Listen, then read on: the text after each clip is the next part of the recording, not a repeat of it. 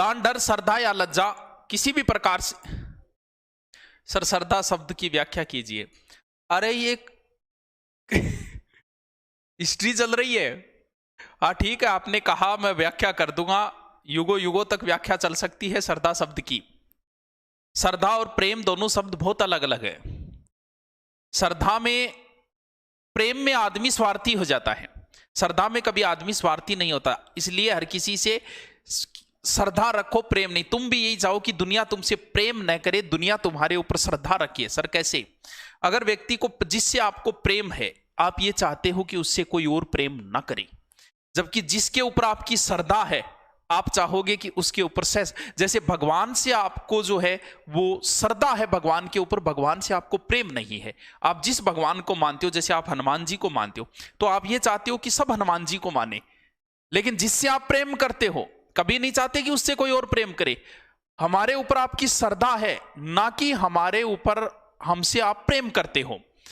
इसकी बहुत लंबी व्याख्या कर सकते हैं हम श्रद्धा शब्द को। श्रद्धा का अर्थ होता है एक तरीके से स्वीकार करना, यानी किसी चीज को स्वीकार कर। जैसे पत्थर है, पत्थर में अगर आपकी श्रद्धा है तो वो आपके लिए भगवान है।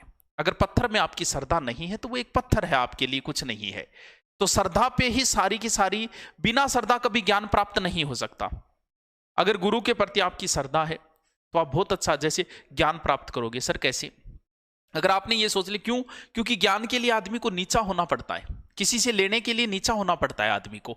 जैसे अगर आप झरने से पानी लोगे तो उसके नीचे ही लगाना पड़ेगा। मैं आपको कुछ दे रहा हूं तो मेरे ऊपर हाथ नहीं कर सकते, आपको हाथ नीचे ही करना पड़ेगा। क्यों?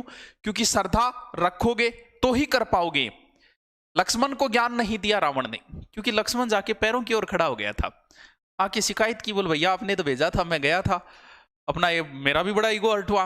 लेकिन वो बोले यार खड़ा किधर हुआ था? बोल सर की तरफ। बोल नहीं, ज्ञान लेने के लिए पैरों की तरफ खड़ा होना पड़ता है। आपको श्रद्धा रखनी जरूरी है किसी के प्रति। ज्ञान, आप अपनी पुस्तक है, चलो एक मनोवैज्ञानिक तरीके से बताता हूं श्रद्धा। मान लो आप ट्रेन के अंदर बैठे हो और सामने भी कोई पुरुष बैठा है आपके, आपने कोई ध्यान नहीं दिया, उससे आपको कोई मतलब नहीं, ना आपने उससे कोई बात की।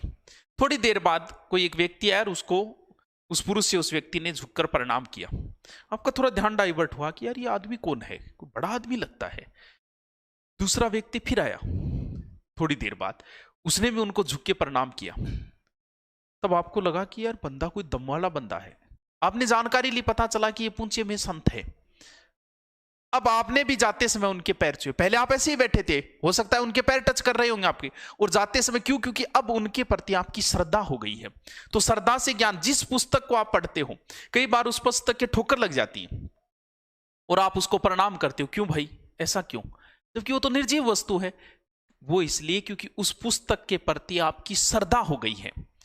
जैसे आपका कोई भी गुरुजी हो, जिस लेखक को आप जानते हो, उस लेखक की अगर आप पुस्तक पढ़ोगे तो इसमें एक अलग संचार भाव होगा।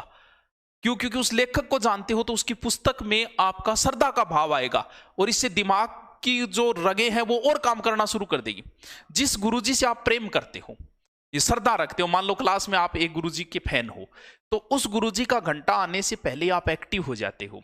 आपका तनाव और जो है थकान पूरी की पूरी दूर हो जाती। क्यों? क्योंकि उस गुरुजी के प्रति आपकी श्रद्धा है।